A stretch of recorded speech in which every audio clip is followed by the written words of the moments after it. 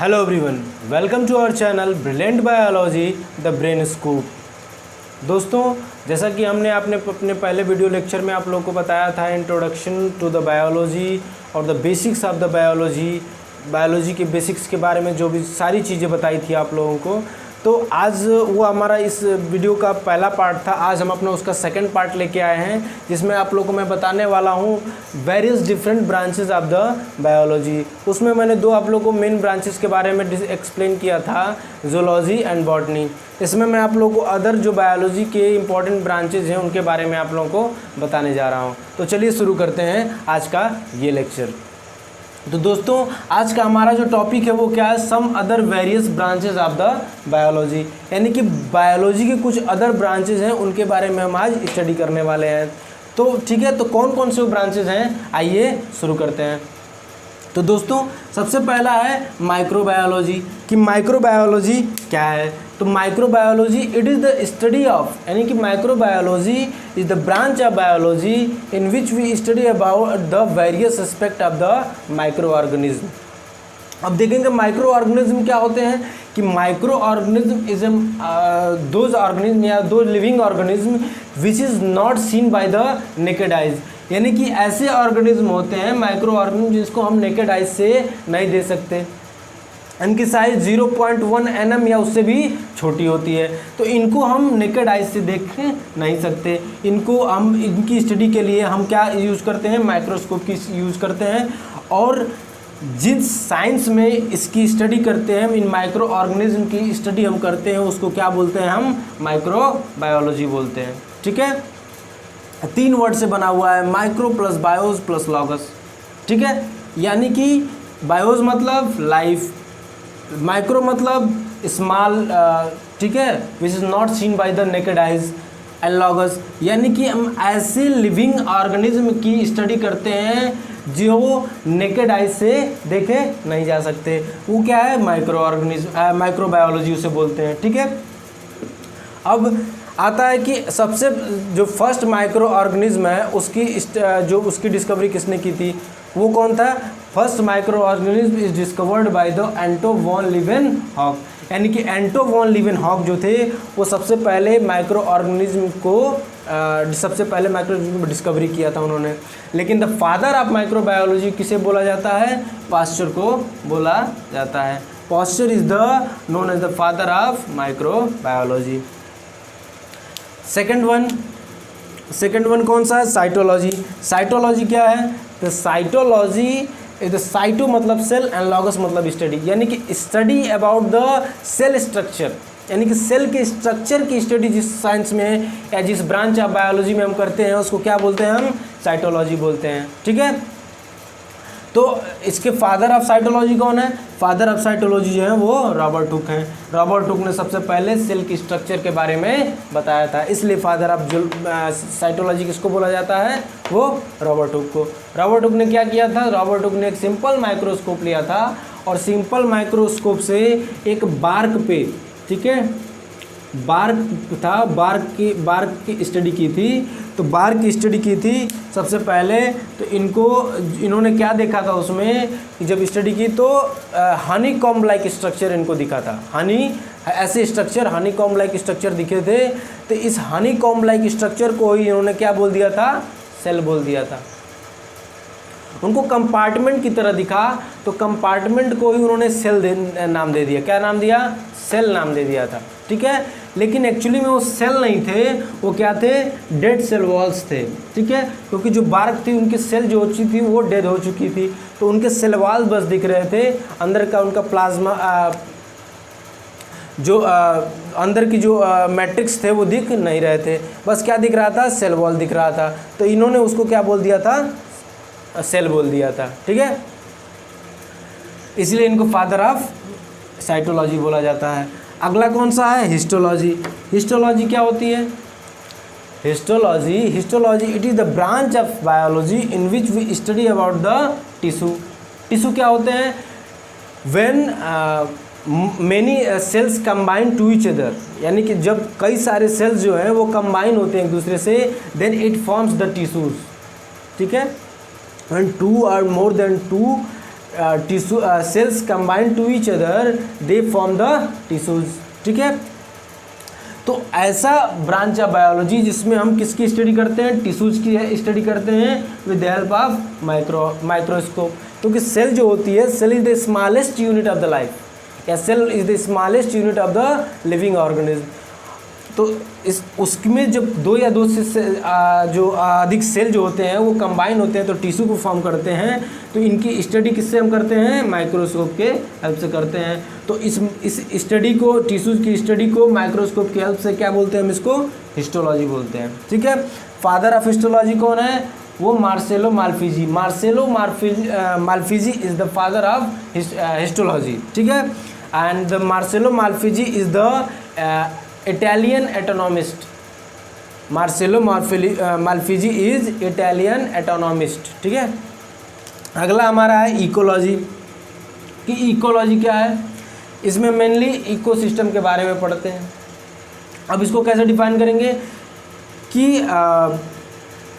It is the branch of science in which we study about the inter relationship, यानी कि inter relationship किसके बीच में, living organism and the environment. यानी कि इन्वायरमेंट और लिविंग ऑर्गेनिज्म के बीच में जो रिलेशनशिप होती है उसके बारे में हम स्टडी करते हैं, उसको क्या बोलते हैं, इकोलॉजी। ठीक है, ये चीज़ समझ में आ गया इकोलॉजी। इकोलॉजी एक बार और बताते हैं कि ecology is the branch of biology in which we study about the inter relationship between the living organism and the environment. ठीक है, अब एक इम्पॉर्टेंट क्वेश्चन, दो तीन इम्पॉर्टेंट क्वेश्चन इकोलॉजी से रिलेटेड आते हैं कि who coined the term ecology. दूसरा होता है who is the father of ecology and who is the father of Indian ecology. तीनों के आंसर मैं आप लोगों को दूंगा। पहला क्या कि who coined the term ecology, ये नीट में क्वेश्चन पूछा गया था कि who coined the term ecology.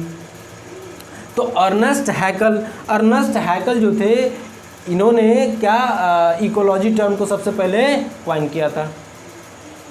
Ernest Haeckel coined the term ecology. अब दूसरा है कि who is the father of ecology. तो फादर ऑफ इकोलॉजी कौन थे, रीटर को फादर ऑफ इकोलॉजी बोला गया, REITER, रीटर। And third one is who is the father of Indian ecology. तो इंडियन इकोलॉजी के फादर कौन थे, Ramdev Mishra is the father of Indian ecology. अगला हमारा कौन सा है, टेक्सोनॉमी क्या है, इसको जानेंगे। तो taxonomy is the branch of biology. ये एक्चुअली टेक्सॉन वर्ड से बना है, जिसका मतलब होता है अरेंजमेंट। ठीक है, तो इसमें हम क्या इसमें किसकी स्टडी करते हैं, टेक्सोनॉमी में। Taxonomy is the branch of biology in which we study about the classification, nomenclature and the identification of the organism. यानी कि इसमें हम क्या पढ़ते हैं, इसमें हम पढ़ते हैं क्लासिफिकेशन, जो भी लिविंग ऑर्गेनिज्म है या जो भी ऑर्गेनिज्म है उनकी जो क्लासिफिकेशन है उनकी स्टडी करते हैं कि वो किस किस कैटेगरी में है। ये अगर प्लांट है तो वो किस कैटेगरी में, एनिमल है वो किस कैटेगरी में, माइक्रो ऑर्गेनिज्म है वो किस कैटेगरी में है, ये एल्गी है। ठीक है, तो ऐसे जो भी कैटेगरी है, क्लासिफिकेशन है, उन क्लासिफिकेशन के बारे में हम पढ़ते हैं। उसके बाद उनका नॉमेनक्लेचर जो है, उनका नॉमेनक्लेचर के बारे में पढ़ते हैं कि उनका नॉमेनक्लेचर कैसे किया गया था। उन नॉमेनक्लेचर के बारे में हम किसमें पढ़ते हैं, टेक्सोनॉमी में। उसके बाद आइडेंटिफिकेशन, यानी कि जो भी ऑर्गेनिज्म है उनको कैसे हम आइडेंटिफाई करेंगे कि ये प्लांट है, ये एनिमल है, तो एनिमल में कौन सा है, ये अगर बर्ड्स हैं तो बर्ड्स कैसे उसको पहचानेंगे, या जो भी ऑर्गेनिज्म है उनको आइडेंटिफाई कैसे करेंगे हम कि ये किस कैटेगरी के ऑर्गेनिज्म हैं, वो भी किस में हम पढ़ते हैं, टेक्सोनॉमी के अंडर में पढ़ते हैं। ठीक है, अब देखेंगे कि who is the father of taxonomy. The Carlos Linnaeus is the father of taxonomy. ठीक है, इतनी चीज़ें हम जान गए। Carlos Linnaeus is the father of taxonomy. अगला है कौन सा, एम्ब्रियोलॉजी। अगला कौन सा ब्रांच है, एम्ब्रियोलॉजी। एम्ब्रियोलॉजी क्या होती है, किसी अगर सिंपली इसको हम डिफाइन करें तो embryology is the branch of biology in which we study about the embryo development. यानी कि एम्ब्रियो के बारे में जिस ब्रांच की बायोलॉजी के ब्रांच में हम स्टडी करते हैं उसको क्या बोलते हैं, एम्ब्रियोलॉजी बोलते हैं। अगर इसको सिक्वेंसली अगर क्या करें हम डिफाइन करें तो क्या होगा, it is the branch of biology in which we study about the fertilization and development of the zygote to the embryo. यानी कि इसमें हम किसकी स्टडी करते हैं, फर्टिलाइजेशन के बारे में भी पढ़ते हैं कि फर्टिलाइजेशन क्या है। फर्टिलाइजेशन क्या है एक्चुअली में, fertilization is the process in which two gamete male and female gamete fuse to each other and form the zygote. तो इसमें हम फर्टिलाइजेशन के बारे में भी पढ़ते हैं और डेवलपमेंट पढ़ते हैं किसका, जाइगोट का डेवलपमेंट किसमें, एम्ब्रियो में। ठीक है, फादर ऑफ एम्ब्रियोलॉजी कौन है, तो फादर ऑफ एम्ब्रियोलॉजी है वो कौन है, एरिस्टोटल है। Aristotle is the father of embryology. इसमें हम पहले अपने वीडियो लेक्चर में भी आप लोग को ये चीज़ बता चुके हैं कि जो एरिस्टोटल थे, अरस्तु इनको हिंदी में बोला जाता है, ये क्या है, फादर ऑफ एम्ब्रियोलॉजी हैं, क्योंकि इन्होंने सबसे पहले एक हैन मतलब कि चिक की एम्ब्रियो में इन्होंने स्टडी किया था, यानी कि मुर्गी के बच्चे के एम्ब्रियो पे स्टडी की थी, तो इनको फादर ऑफ एम्ब्रियोलॉजी बोला जाता है। उसके बाद है अगला पैलेंटोलॉजी। पैलेंटोलॉजी क्या होता है, पैलेंटोलॉजी में actually it is the branch of biology या it is the branch of science in which we study about the fossils. यानी कि इसमें हम किसकी स्टडी करते हैं, फॉसिल्स की स्टडी करते हैं। ठीक है, पैलेंटोलॉजी में। And the father of palaeontology कौन है, वो George Cuvier. George Cuvier is the father of palaeontology. अगला क्या है, जेनेटिक्स। काफ़ी इंपॉर्टेंट टॉपिक है जेनेटिक्स। जेनेटिक्स के बारे में हम आगे फर्दर स्टडी करेंगे, जेनेटिक्स क्या चीज़ें हैं, पूरी जेनेटिक्स पढ़ेंगे। लेकिन अभी मैं आप लोग को इसमें बस इसके बारे में ब्रीफ इंट्रोडक्शन दे रहा हूँ कि जेनेटिक्स क्या है। तो जेनेटिक्स जो है, genetics is the branch of biology in which we study about the variation, क्या, variation and the transmission of the character from one generation to another generation, या फिर फ्रॉम पेरेंट्स टू ऑफस्प्रिंग, या फिर young humans. तो क्या है, genetics में हम क्या पढ़ते हैं, वेरिएशन। ठीक है, वेरिएशन की जो भी ऑर्गेनिज्म है वो एक दूसरे से कैसे वेरी करते हैं, एक दूसरे से जो भी उनके लिविंग फॉर्म्स में या स्ट्रक्चर में कैसे एक दूसरे से वेरिएशन, दोनों के बीच में कैसे वेरिएशन हम करेंगे। उसके बाद उस ट्रांसमिशन के बारे में हम पढ़ते हैं कि ट्रांसमिशन कैसे होता है, कैरेक्टर्स का, एक जनरेशन से दूसरे जनरेशन में कैरेक्टर्स का ट्रांसमिशन कैसे होता है, इसकी स्टडी भी हम इसमें करेंगे। फादर ऑफ जेनेटिक्स कौन कहे जाते हैं, फादर ऑफ जेनेटिक्स जो हैं वो मेंडल को फादर ऑफ जेनेटिक्स बोला जाता है, क्योंकि इन्होंने सबसे पहले एक्सपेरिमेंट किया था पाइसम सटाइवम पे इन्होंने एक्सपेरिमेंट किया था, जिन्होंने ये चीज़ इसमें बताई थी कि कैसे वेरिएशन शो होता है और कैसे ट्रांसमिशन होता है कैरेक्टर्स का from one generation to another generation. ठीक है, इसमें बहुत अच्छी और लंबी कहानी है, वो चीज़ मैं आप लोगों को जब जेनेटिक्स बताऊंगा तब आप लोगों को इस चीज़ें एक्सप्लेन करूंगा मेंडल की पूरी कहानी के बारे में। उसके बाद अगला कौन सा है, पैथोलॉजी, कि पैथोलॉजी क्या है। तो पैथोलॉजी क्या है, it is the study of disease, effect and transmission of and other activities of the pathogens. अगर सिंपली इस चीज़ को देखें, पैथोलॉजी को डिफाइन करें तो पैथोलॉजी को कैसे डिफाइन करेंगे कि it is the study of the pathogens, यानी कि इसमें हम क्या करते हैं, पैथोजेंस की स्टडी करते हैं, उसी को क्या कहते हैं, हम पैथोलॉजी कहते हैं। लेकिन यहाँ पे अगर इसको डिफाइन करें तो it is the branch of biology in which we study about the disease, यानी जो पैथोजेंस के द्वारा जो डिजीज़ काज होते हैं उनकी स्टडी करते हैं। इफेक्ट्स, जो उनके द्वारा बॉडी पे इफेक्ट आते हैं उनके इफेक्ट्स के बारे में पढ़ते हैं। ट्रांसमिशन, उनकी ट्रांसमिशन कैसे होती है पैथोजेंस की, उसकी स्टडी करते हैं। And other activities of the pathogens, और उनकी अदर जो भी एक्टिविटीज़ होती हैं उनके बारे में हम पढ़ते हैं, किसमें, पैथोलॉजी में। आप देखते होंगे कि आप जब भी अपनी ब्लड टेस्ट कराते हो, यूरिन टेस्ट कराते हो, स्टूल टेस्ट कराते होगे, तो उसमें जो पैथोलॉजिस्ट है यही स्टडी करता है कि जो पैथोजेंस हैं वो क्या, कौन सी डिजीज आपके बॉडी में कॉज कर रहे हैं, कौन सा इफेक्ट आपकी बॉडी में वो कर रहे हैं, कौन सा इफेक्ट उनकी वजह से आपके बॉडी में आ रहा है, क्या इफेक्ट आ रहा है। अगर जैसे मान लीजिए कि आपको जॉन्डिस अगर वो होता है तो जॉन्डिस या फिर मलेरिया होता है तो मलेरिया के क्या क्या सिम्टम है वो चीज़ें आप लोग को बताएंगे, क्या इफेक्ट आ रहा है, कि जैसे कि सिवरिंग होगी, ठीक है, बुखार आना, तो ये चीज़ें क्या क्या इफेक्ट हमारे बॉडी में कर रहा है। डिजीज़ हो गया, मलेरिया के बारे में बता दें कि इसमें मलेरिया डिजीज़ हुआ, उसके इफेक्ट के बारे में, उनका ट्रांसमिशन कैसे हुआ हमारे बॉडी में वो चीज़ बताएंगे, और उनकी अदर और एक्टिविटीज़ जो होंगी वो चीज़ भी पैथोलॉजिस्ट आपको बताते हैं। तो ये चीज़ें हम आप लोगों को इतनी बता दिए। माइक्रोबायोलॉजी के बारे में बताया, साइटोलॉजी बताया, हिस्टोलॉजी बताया, इकोलॉजी बताया, टैक्सोनॉमी बताया, एम्ब्रियोलॉजी बताया, पैलेंटोलॉजी बताया, जेनेटिक्स के बारे में बताया, पैथोलॉजी के बारे में बताया।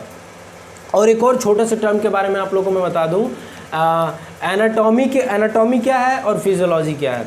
तो एनाटॉमी दोस्तों एक्चुअली क्या है, एनाटॉमी को कैसे डिफाइन करेंगे कि anatomy is the branch of biology. Anatomy is the branch of biology in which we study about the internal structure of the living organism। यानी कि लिविंग ऑर्गेनिज्म के इंटरनल स्ट्रक्चर के बारे में पढ़ते हैं आफ्टर द डिसेक्शन। यानी after dissection living organism के इंटरनल स्ट्रक्चर के स्टडी को ही क्या बोलते हैं, हम एनाटॉमी कहते हैं। फिजियोलॉजी किसको कहते हैं? Physiology is the branch of biology in which we study about the function of the living और function of the living organism. ठीक है, तो लिविंग ऑर्गेनिज्म के जो भी स्ट्रक्चर हैं, बॉडी स्ट्रक्चर हैं, उनके फंक्शन के बारे में जो जिस बायोलॉजी के ब्रांच में पढ़ते हैं उसको क्या बोलते हैं, हम फिजियोलॉजी बोलते हैं। तो ये चीज़ आप नोट डाउन कर लो स्क्रीन को पॉज करके। और दोस्तों आज का वीडियो हम यहीं पे समाप्त करेंगे, और आज हमने आप लोगों को बताया various branches of the biology. अगर आप लोगों को ये वीडियो अच्छी लगी तो इसे आप कमेंट में बताओ कि आपको वीडियो अच्छी लगी तो। और आप लोग अगर इस चैनल पे नए हो तो चैनल को सब्सक्राइब कर लो और बेल आइकन को दबा लो, जिससे हमारे वीडियोज़ की सबसे पहले नोटिफिकेशन आप लोगों तक पहुँच पाए। और दोस्तों इस वीडियो को जितना शेयर कर सकते हो उतना शेयर करो। Thank you everyone.